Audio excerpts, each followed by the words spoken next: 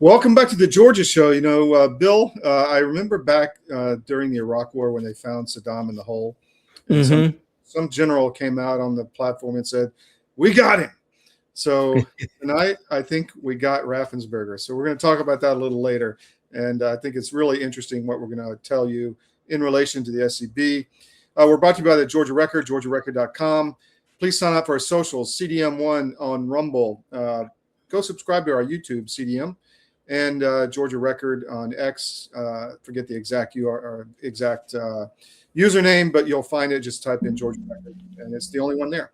So I'm here with Bill Quinn. Bill, what do we got tonight?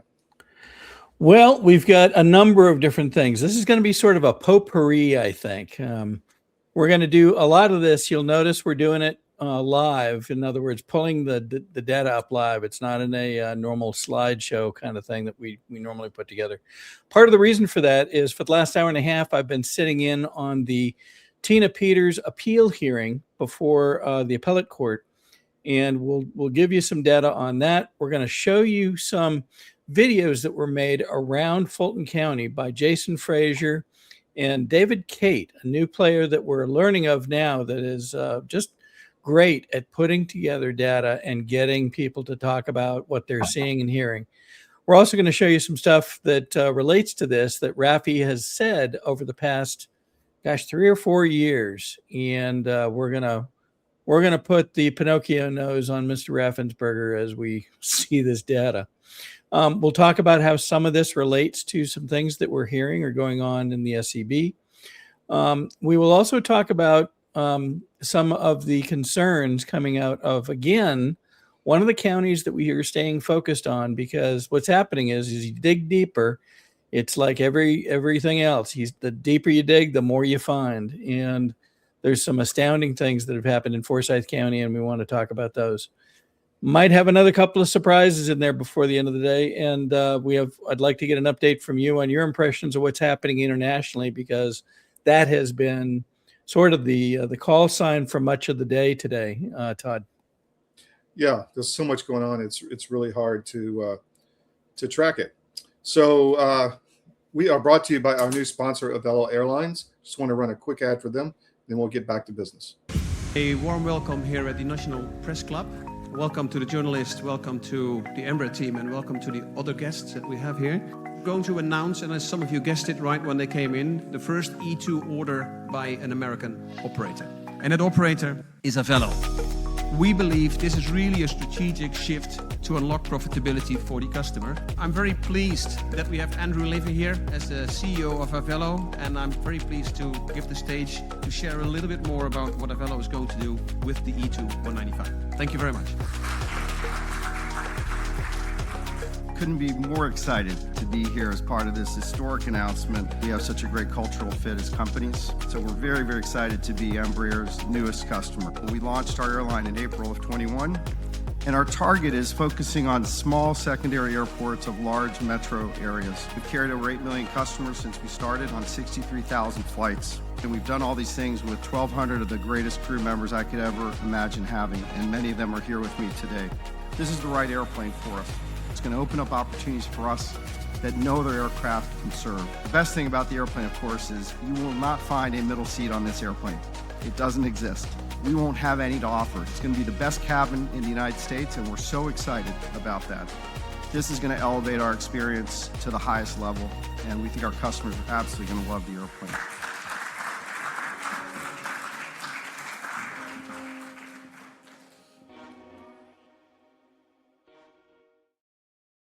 So check out Avelo Airlines, AveloAir.com. Great experience, easy, fast, cheap, not have to go through the big lines at the airports. It's my new go-to, my new fave. Back to you, Bill. Okay. Well, let's see. If we could, I'd like to start with some comments coming out of the Tina Peters appeal hearing.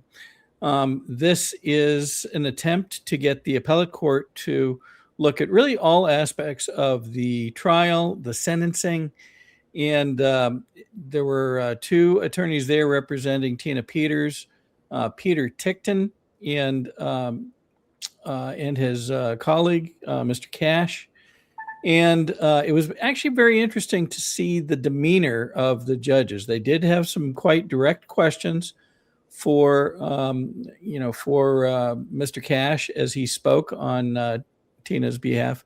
Keep in mind that appellate courts are very different than trial courts. They are dealing with the legality of the proceedings and the data and information and evidence, very frankly, that has been offered in the trial, which is being appealed. And so the discussions are often fast-paced, have a tendency to be very direct. And they did have some direct questions for Tina's representatives. A lot of it had to do with the notion of federal supremacy over state law. Now, what many people didn't know, and very frankly, I'm not sure I understood it, was that the charges that Tina was charged with were not making copies of the data. It turns out that was not what they went after. They went after the fact that there was a third person or a party in the room that Tina had in the room. It turns out what came out in today's testimony is he is a qualified expert and has worked for parts of the government as a qualified cybersecurity expert and computer expert. What is interesting is to protect his identity, because he has been involved in a number of different activities, they don't use his real name. And so in explaining who he was, she didn't use his real name with the Secretary of State. That's what they seemed to focus on. They were trying to somehow claim that she was deceptive and misleading to the Secretary of State. But in fact, they were fairly open in saying that she had reason to suspect that the Secretary of State would take action that would remove or change data on the systems. And so she needed this expert to witness what happened so that they could have access to that. One of the questions that was voiced by the appellate court was if she had a duty to retain, and many folks in election integrity here in Georgia have heard the federal duty to maintain and retain election information for 22 months. If she had that duty and did a backup, why was it necessary to do another backup, and why did she need this person? Well, one of the things that in quick consultation with other folks that know the legal background on this, that duty to maintain specifies for 22 months. That does not mean a backup at one point in time. So what wasn't discussed, but who knows, it may come out in coming days, that duty to maintain exists and is consistent over those 22 months, according to federal law. So we'll see how that plays out. I wanted to play a small clip because one of the other things that you notice is this panel of judges did get quite direct with the attorney speaking on behalf of the state. And in fact, they called out what sounded to me like concerns around constitutional rights on Tina's behalf, and whether in fact certain evidence was kept from the jury that should have been available to the jury. Let's listen to this for just a couple of minutes.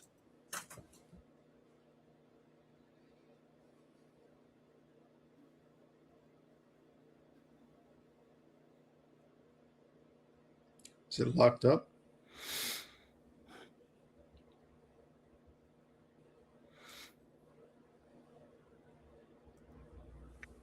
Well, it may be. Let me bring it in a different way. Hang on just a second.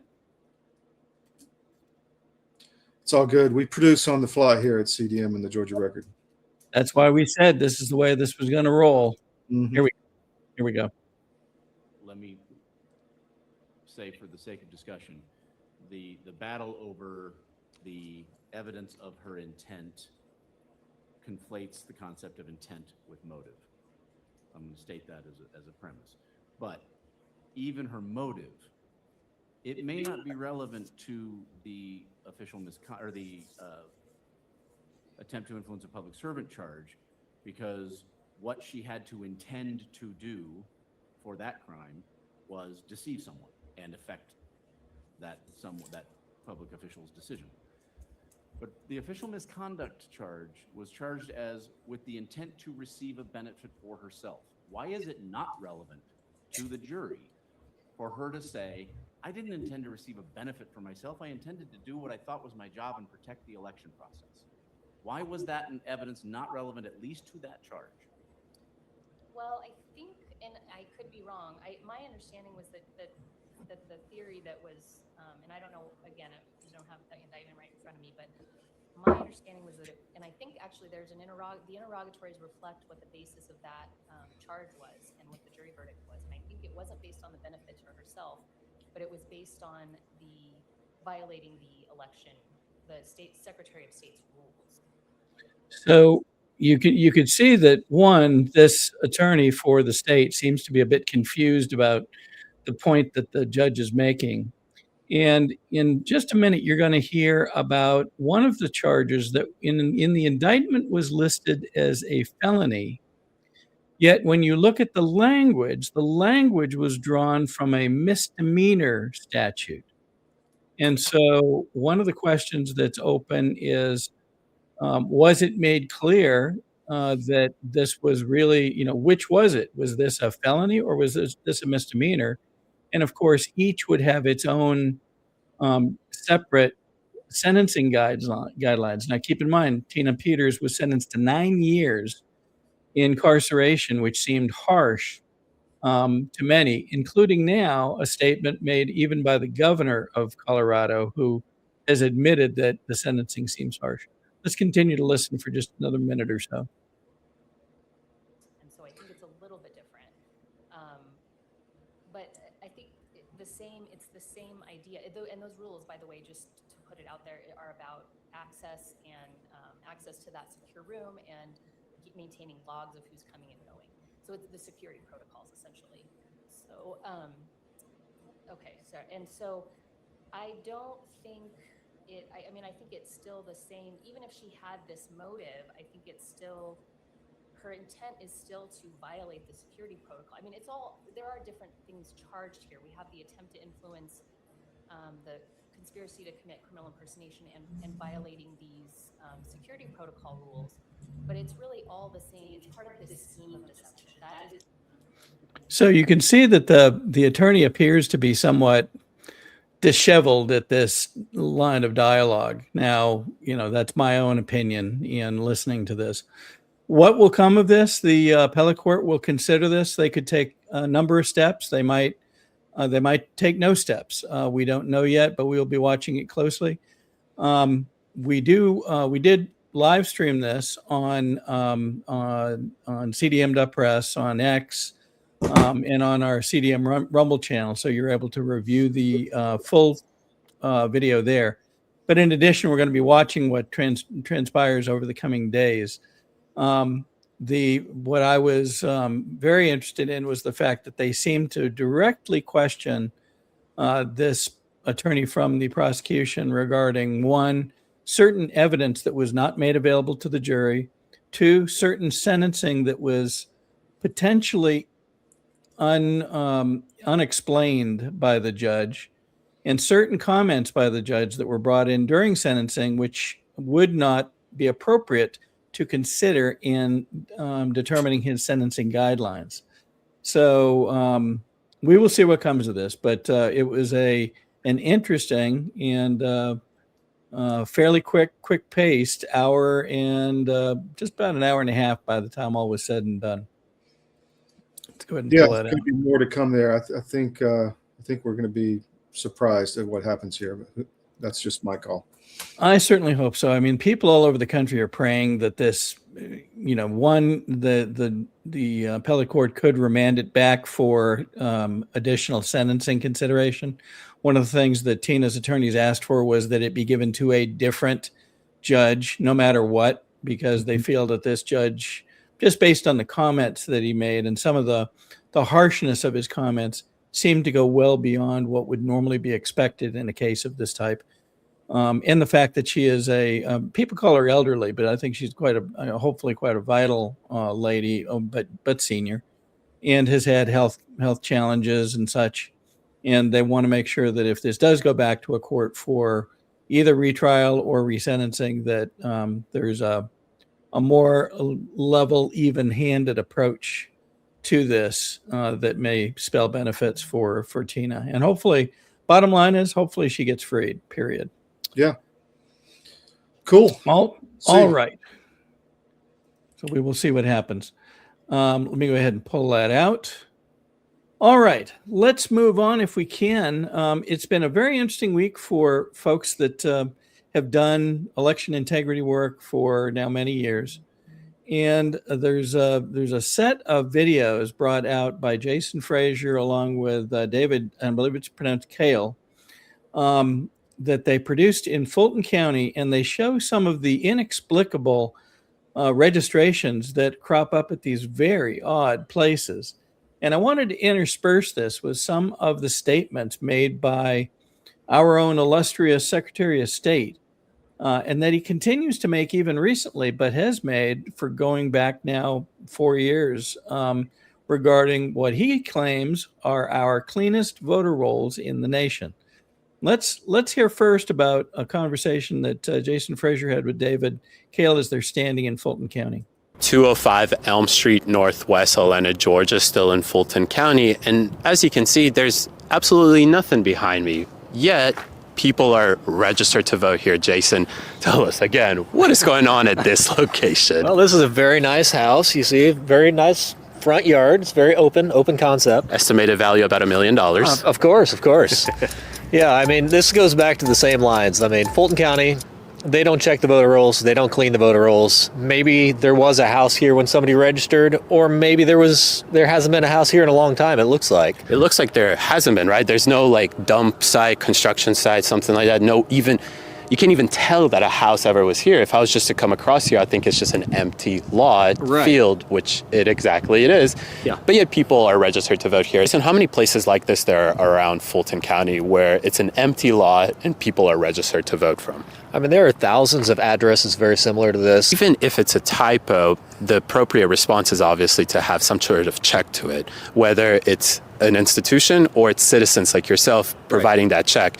But again, every time that you raise a flag, you submit a complaint about an empty lot and a person registered to vote from them, the county does everything to ensure that, one, they don't do anything about it, but two, to kind of intimidate you to stop citizens from reporting this stuff. Absolutely. I mean, who wants to be slandered? Who wants to have their name and address put on a piece of paper, sent to a voter, and look like the bad guy? I mean, if I needed a new job, you can just Google my name and you're going to find that I am, all of the bad things that you could ever imagine, just because I'm trying to say there's nobody living here. This right here is just ridiculous. It's an empty lot. It doesn't require anything more than just to see it on Google Maps that it's an empty lot. And you're saying that this costs taxpayers money as well here in Fulton County. I think that's the most ridiculous part about it. And the other most ridiculous thing, obviously, is when you bring that up to them, I'm the bad guy. And you're the bad guy.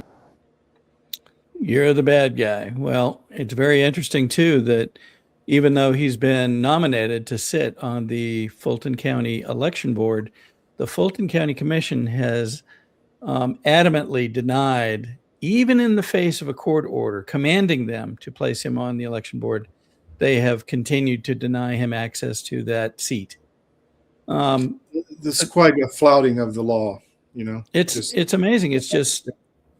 It's deliberately violating the law and challenging someone, make something of it. Well, I have a funny feeling there are people that are getting ready to make something of it. So before we play the next one of these, I wanted to play Raffensperger's comments as he stood in the bottom of the Capitol talking about the state of our election systems.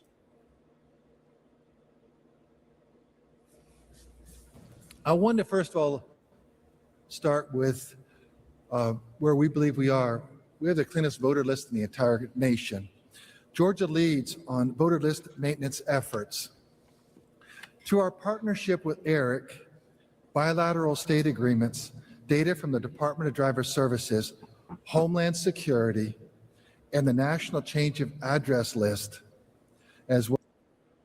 National Change of Address List. So here he is claiming that they're using the National Change of Address List to help clean the voter rolls, yet in dozens, perhaps now hundreds of cases of challenges, sometimes thousands of registrations at a time. Counties across Georgia have denied removing registrations where the data says people have moved either out of the county from one address to another address in the county, but in a different location, or actually out of state. And we have many folks that have shown folks moving out of state, and yet they still deny it. Let's go listen to one more excerpt from Jason and his friend David. He is registered to vote from here. It happens to be that his last name is Lee as well. So Mr. Lee is registered to vote right here. It's a highway bridge, essentially. So is he registered to live under the bridge? I don't know. If you look it up at Google Maps, just type in the address, he puts the pin drop literally in the middle of that bridge. Interesting. I've driven through there before, and I didn't see Mr. Lee. Now, maybe this is just a stupid question, but is this legal in Georgia to be registered to vote under a bridge and then be able to actually vote? I'm not sure how he would get his precinct card. It seems... You're telling me there's no mailbox here for them to drop off any information? I haven't seen the mailbox. No, we're laughing around, but actually this is a serious problem. This is a person that is literally right now on the voter registration list, potentially is able to vote, and this is the place where they're registered from. The usual question, you complained to the county about this, Yes. and what was their response? I'm the bad guy. He's the bad guy again. Go figure. Now, Raffensperger also appeared on 60 Minutes Overtime. Let's hear what he had to say here.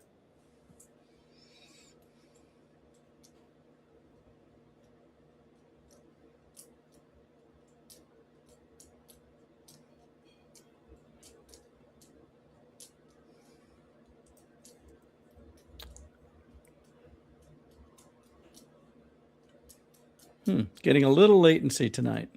On national television on 60 Minutes right now, what can you tell the American people about the integrity of the 2020 presidential election in the state of Georgia?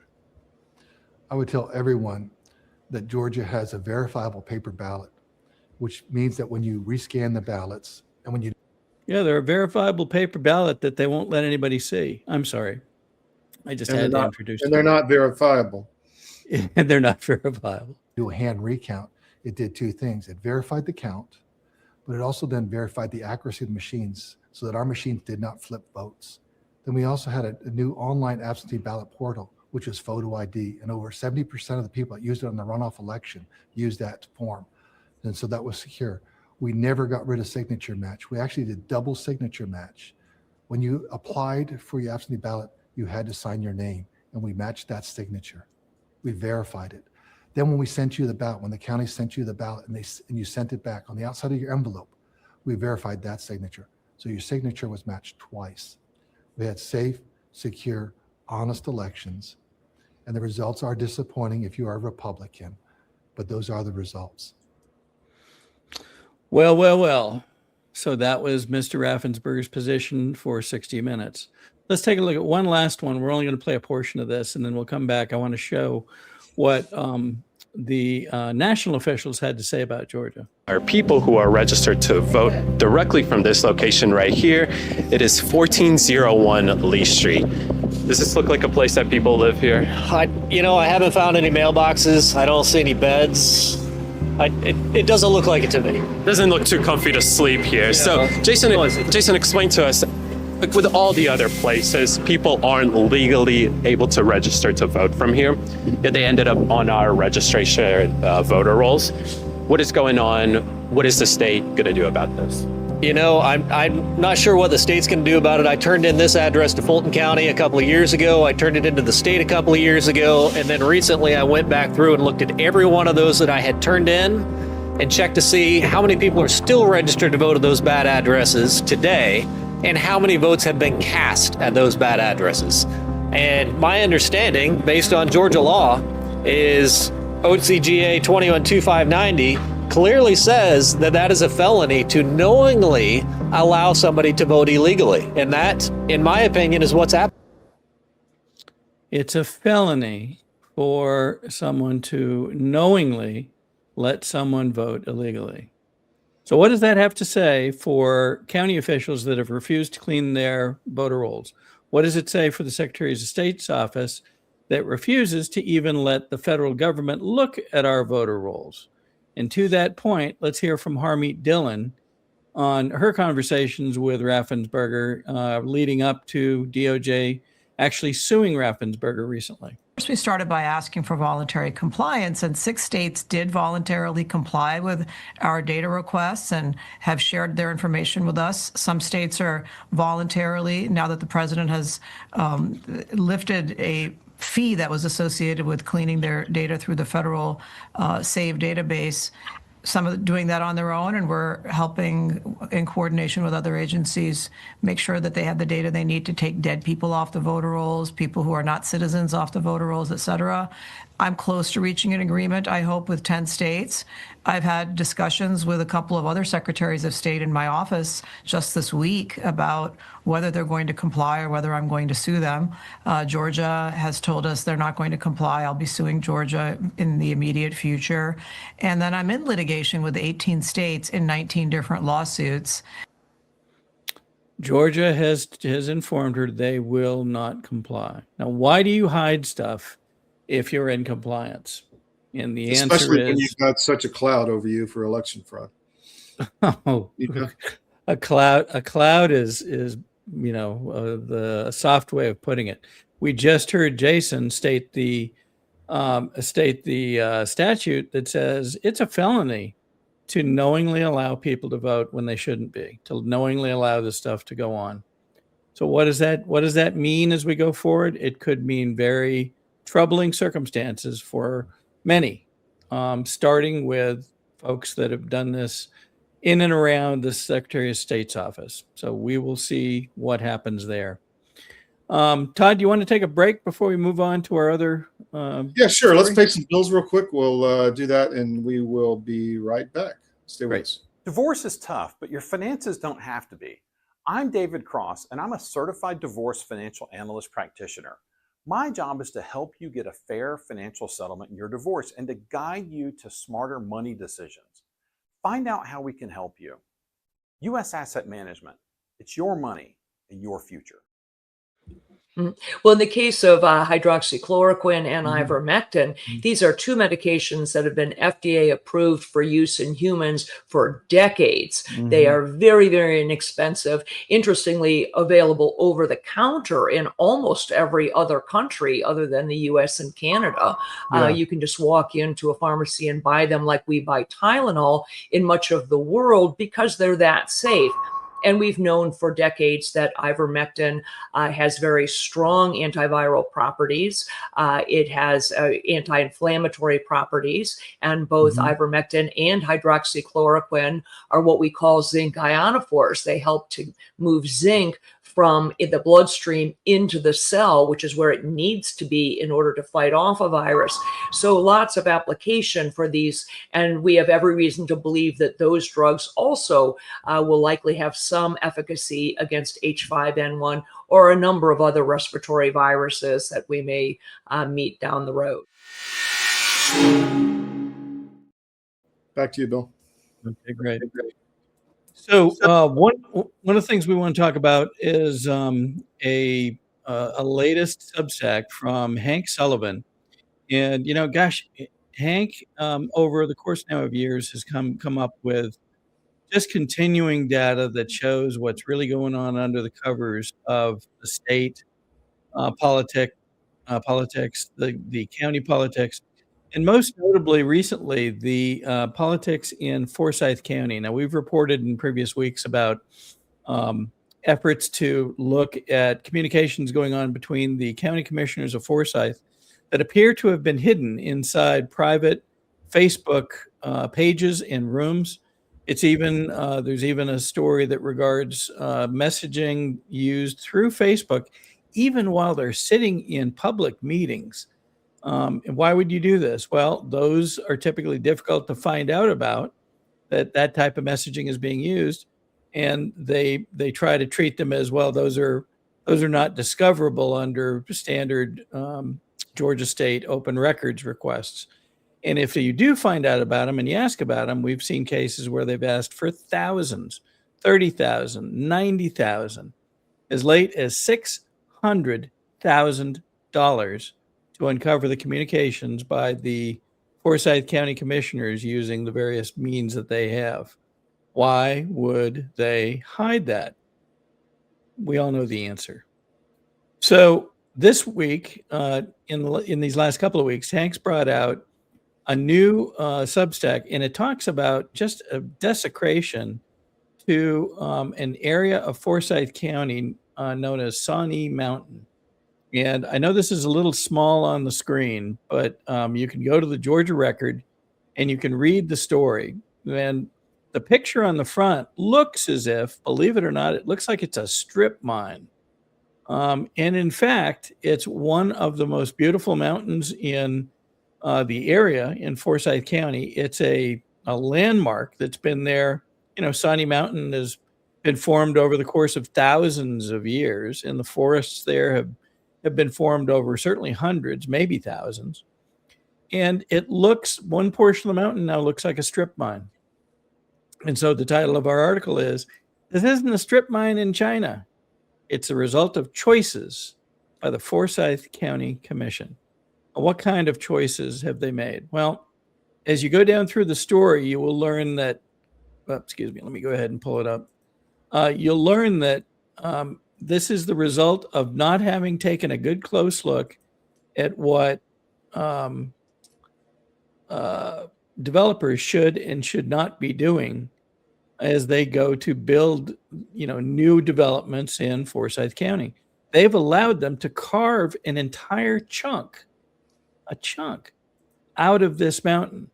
And within Hank's writings, he points out that they've literally dug into the side of the mountain to form this new development. They clear cut all the trees. And now there's this gigantic scar that will probably never heal on the biggest mountain, the most important mountain, I guess you could say, in Forsyth County. It would be as if you went after Kennesaw Mountain and you dug out a chunk of it and said, whoops, sorry, well, we needed to build a development. Now, keep in mind, Forsyth has been called on the carpet for other things over the past couple of years, one of which is its incredible growth. Now, that sounds like a good thing, except for the people that live there. And what has that driven? Well, it's taken traffic and everything, and it's made it unbelievable in some areas. Sometimes it's made decisions about where retail can be built that have not benefited really people in Forsyth. It might benefit people that want to come in to Forsyth and shop, and it might benefit some of the retail owners, but is it helping people in Forsyth? The answer most people would say is no. Here's an example of one of the developments that's been built, and they clear cut this area of development and, of course, put in this quote unquote affordable housing. Well, that's nice. I guess that's an okay thing to do. But why would you do that in a county that's been known for many years, decades, as a family-oriented, almost rural type of an environment? And now we look and you see this, what looks like tenements running up Marketplace Boulevard. It's just one example. I mean, there's developments similar to this in many areas of the county. This is nationally. They're doing this nationally. It's a planned operation. It very well may be. That's fine. But it still relies on the complicity, if you will, of the folks locally to be able to say, yes, we're going to do this. Right. True. And so you can't. Yeah. Right. And so the question becomes, why would they support this kind of growth? Why would the commissioners support this kind of growth? Who is benefiting? Certainly I guess the developers are.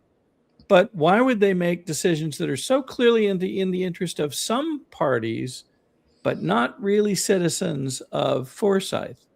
And one last thing that we'll talk about that we've mentioned before is the fact that in the past year and a half, they approved the building of a $150 million admin complex. $150 million. Now, this is in a county of about a little over 250,000 people. So to put it in perspective, for a family of 4, that's about 2 $8,000 for each family of 4. It's about $500 a person to build this admin building or complex, if you will. It's really a building primarily that is meant for, guess who? The county commission and their admin agencies. The problem? It's outside the county seat. It cannot be used for commission meetings, and it can't be used for commission votes. They just built a building that's going to cost everybody in the county $500 per person, including children, and it can't be used for its stated purpose. Holy smokes. Yeah, unbelievable. That's the kind of stuff that we need to be aware of, and I'm certain that we will find these same kinds of decisions being made in other counties around Georgia, just as we found other things going on in multiple counties with, things being hidden around their elections or their conduct of their county commission meetings. We're going to find the same stuff going on elsewhere. That's the reason I wanted to make sure we talked about it tonight. 2, to give credit to Hank Sullivan and his work uncovering this and making it plain what's really happening. And for God's sakes, let's not let any more, Georgia landmarks be disfigured, be destroyed by bad decision making. And it's got to come to a head, and it's got to come to a head now to prevent this. All right, back to you for a moment, Todd. Yeah, well, do you want to run some more ads, or do you want to keep going on what we're doing? Well, I'd like to try to transition over. I'd like to hear from you on your thoughts about what's going on internationally, especially because of your visibility and role with the Pentagon. There's been a lot of reporting today on Iran. There's been, I think many people, maybe not everybody, has seen this post that was done on Iranian TV. That sign is a picture of Trump during the assassination attempt. And you can see him wrapped up in the arms of the Secret Service people. And this is right near the time where he's saying, fight, fight, fight. That sign, though, posted on Iranian television, in their language reads, I'll paraphrase a bit, "We won't miss this time." Yeah. So obviously there's a lot of tension building up in the area, whether the White House is preparing for some type of military action. Whether that will actually happen, I mean, I tend to think it will at some point. I'm not giving my approval to that. Not that they need my approval, but I'm not for that at this moment. But he knows a lot more than I do, and I do know that there's a lot to think about with Air Force aircraft. Unless it's all unmanned, you've got if somebody gets shot down, you've got combat rescue, you've got all kind of things you got to think about. And I've also noticed a big propaganda campaign and fight over who's going to take over in Iran. You've got a lot of different segments, including the Prince Pahlavi, I think is how you say his name, the son of the Shah, who's not been in Iran in 40 years, who is telling people he's going to come back and take power. That obviously is just obvious to me as to what's going on. And then you have China or Canada going over to see China. So I think, you talk about a lot, Bill, of disclosure and kind of reveals of people. I think you're seeing reveals of countries and politicians because what you're building is Fortress America from Greenland all the way down to Latin America, protecting our hemisphere and our country from very lethal threats that can strike in minutes. And you've got somebody like Carney going over to visit Chairman Xi.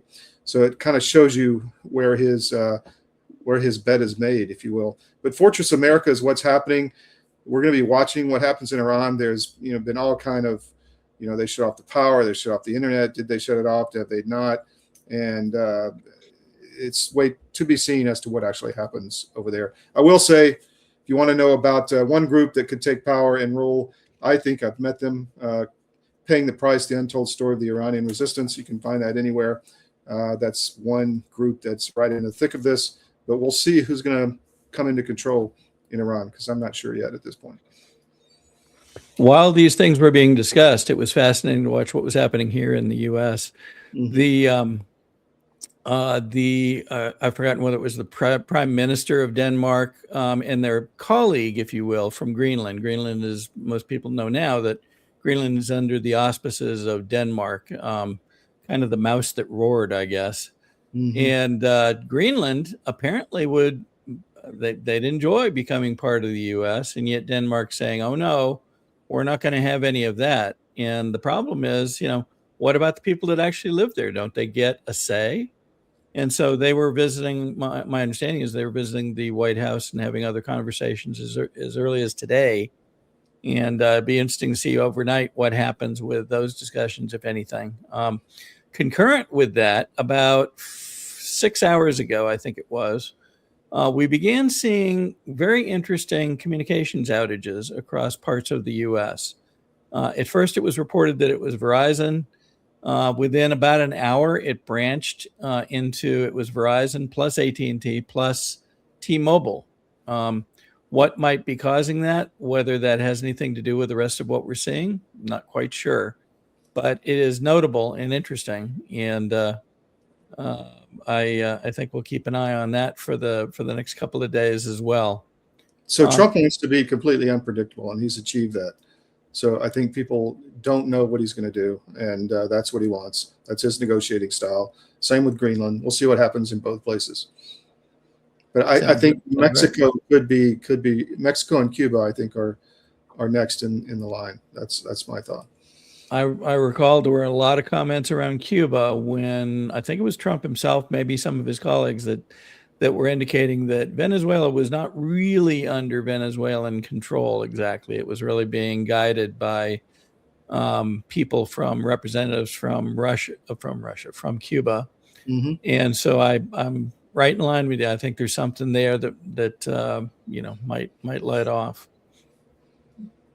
Let me just throw out real quick, pay a few more bills. Please check out our no ad subscriptions. If you enjoy our news, we are global.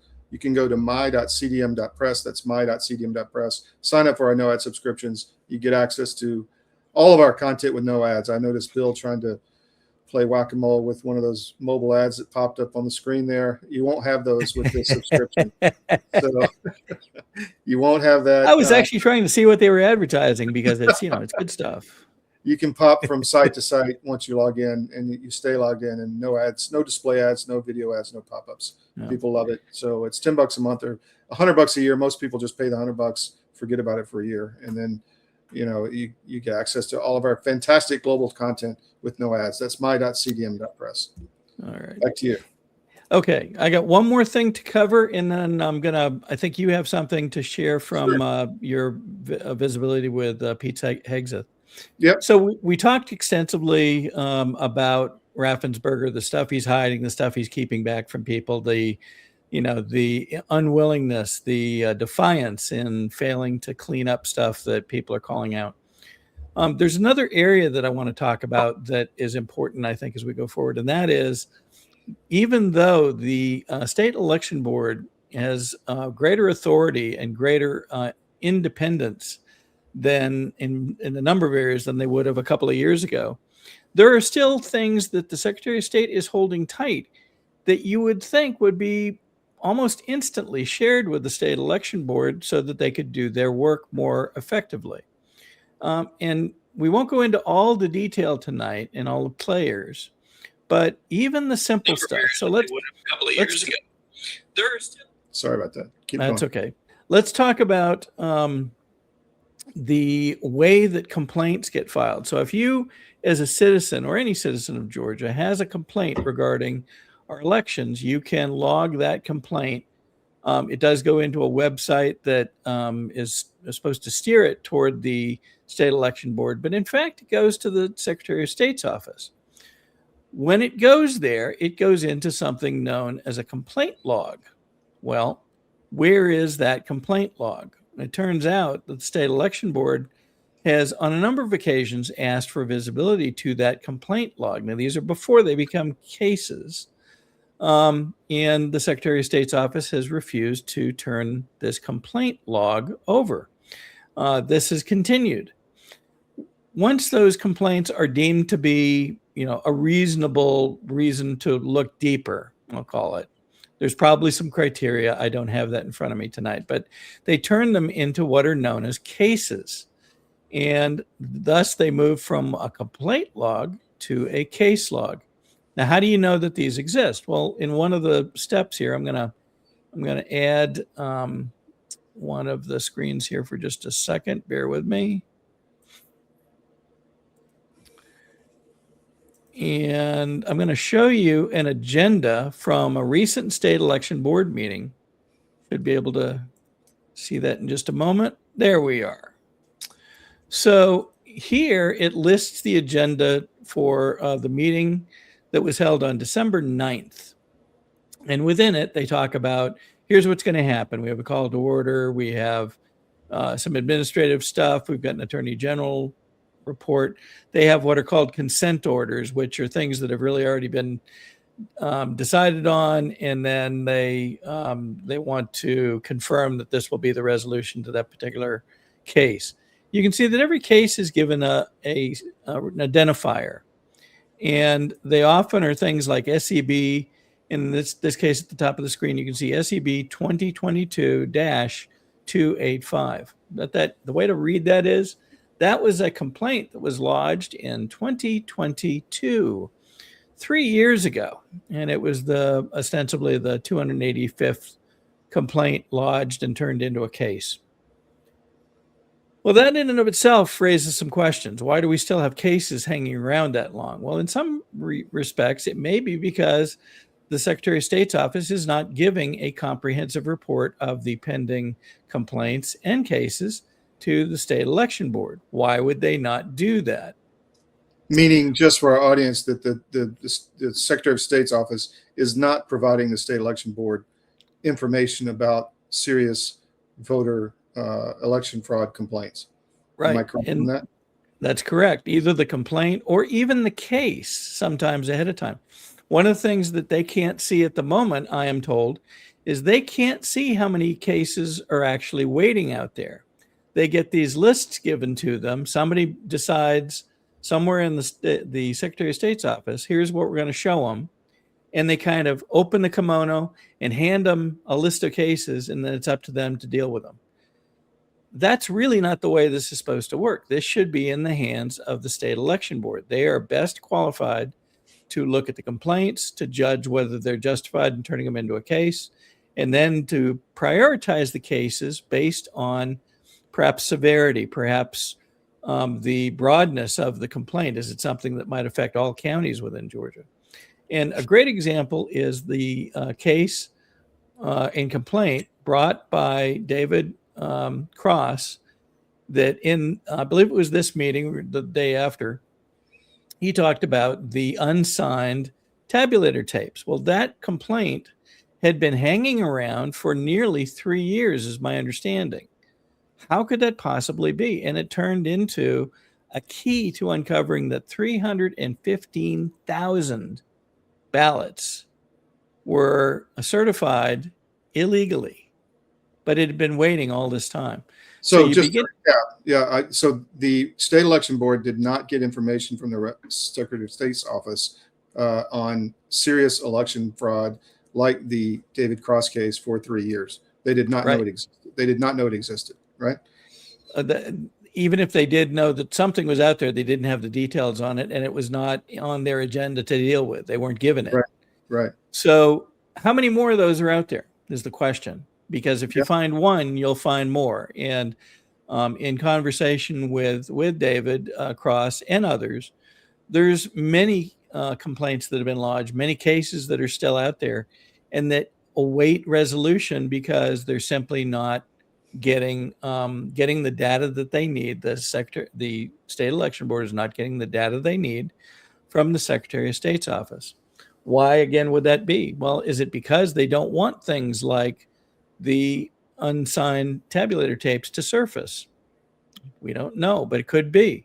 How many other things are out there that might prove that other ballots, maybe many other ballots, might not have been certified legally, or other problems would have disqualified those ballots? That's the problem. That's the underlying issue. Why would these things not be handed over to the state election board so that the people that are best qualified to review these, go through them and then prioritize and begin dealing with them in an efficient, quick way? That is a question that we're going to try to delve deeper into in the coming days. The consequence is that people have no faith in the elections already, but this just shows if serious complaints were lodged and they were hidden essentially from the state election board. And they continue to be hidden even to this day. For years. So how in the hell can you have any confidence in Georgia elections? That's completely disqualifying for any official that allowed this to happen. That's right. And look at how many officials have been associated with the Secretary of State's office, and some that are, that are running for higher office now. Raffensperger himself is trying to run for, for higher office. Are you kidding? Gabe Sterling is running for Secretary of State. Are you kidding? What the heck? Yeah, we're gonna not let people forget. How could you fail to consider the decisions that have been made out of that office, and yet can seriously consider these people for perhaps even continued service? Who knows? Yep. So I wanted to make sure we knew about this. We're going to have a lot more in-depth reporting on the detail of it, but we got word of this in the last few days and wanted to surface it so that people could begin wrapping their head around it and understanding, when somebody says, well, gosh, things should be moving quicker through the SCB. Probably they could, but who's standing in the way? The Secretary of State's office in many cases. Just unbelievable. Wow. Yep. Okay, so I think that's everything except I have about 10 minutes with my trip with Secretary Hegseth, Secretary of War. 2 days on the Doomsday plane. That got Bill really excited. He's like, you actually ride on the Doomsday plane? I'm like, yeah, man. Did they show you the big red button? All right, so here we go. I titled this video "A Workout with the Secretary of War." So here we go. Is that okay with you? You got anything else, Bill? No, absolutely. Please roll it. All right, here we go.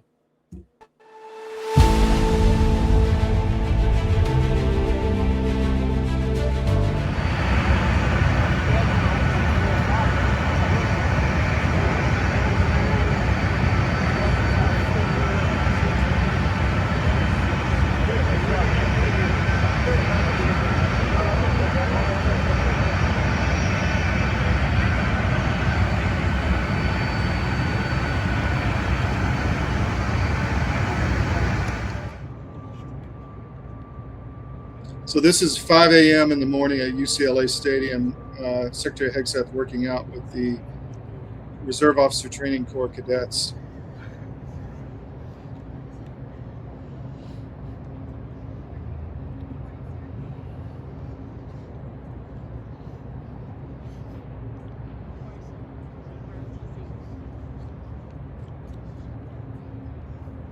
Next exercise is overhead arm swing. Like this. 5:30 in the morning here in Los Angeles, California. Switch it to 100. We're at 1 second.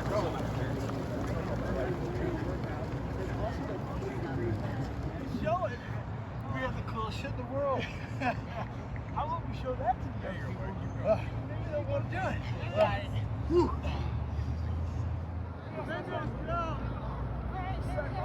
Go, go, go.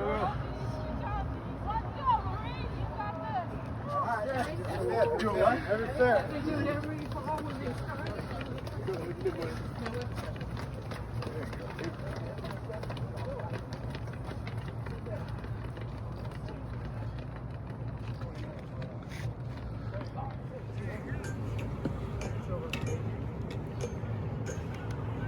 Tall guy, dead like curse. Being tall.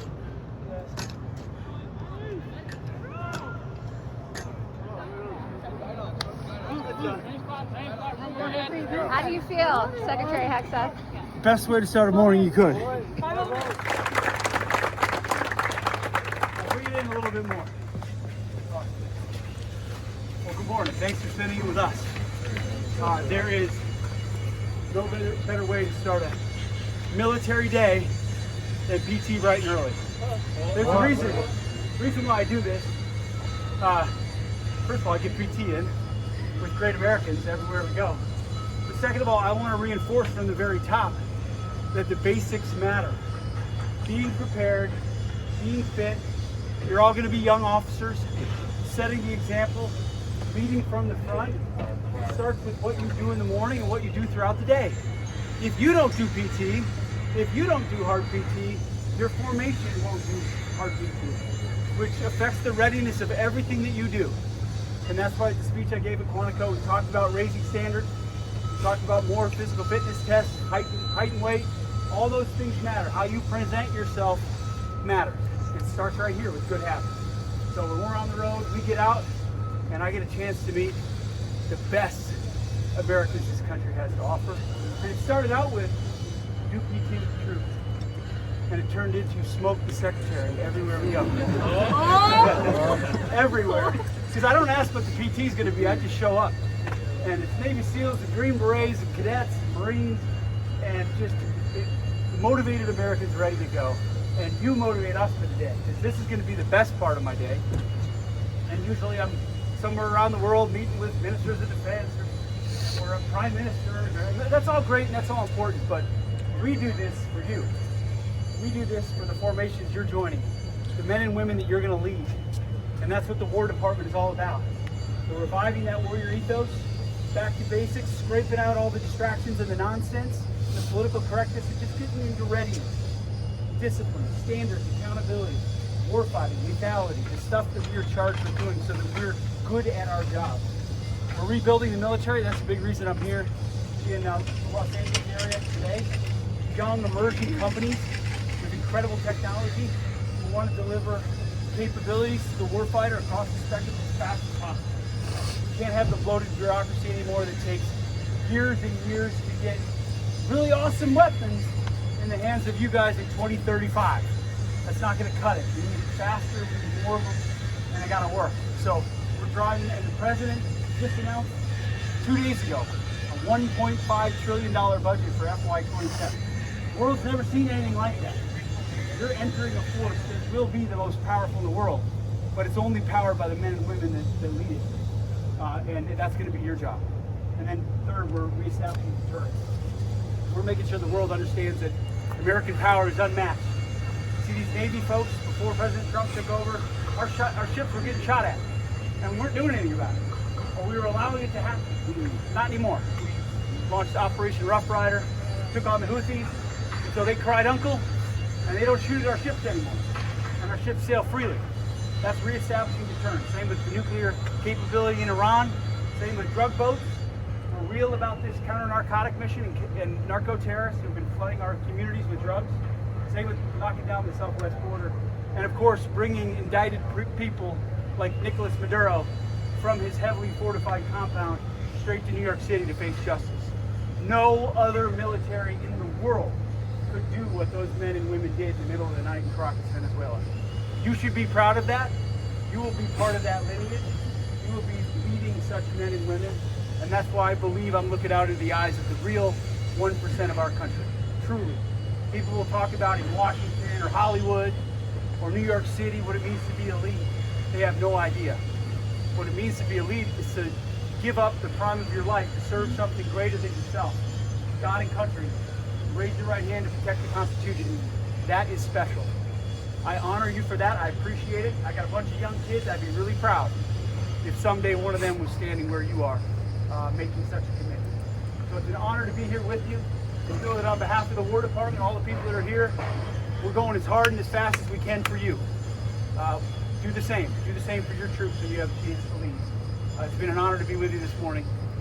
As the President said to the troops right before we gave the go, no go, he just said, good luck and Godspeed. So good luck and Godspeed. Keep going, and we'll keep going for you. Thanks, guys. Appreciate it. Thank you.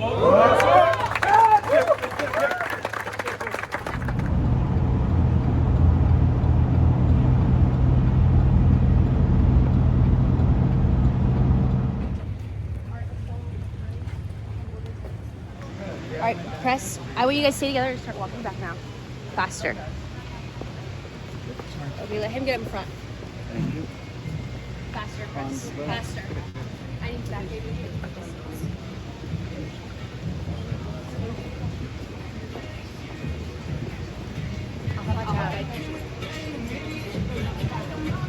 Drop it.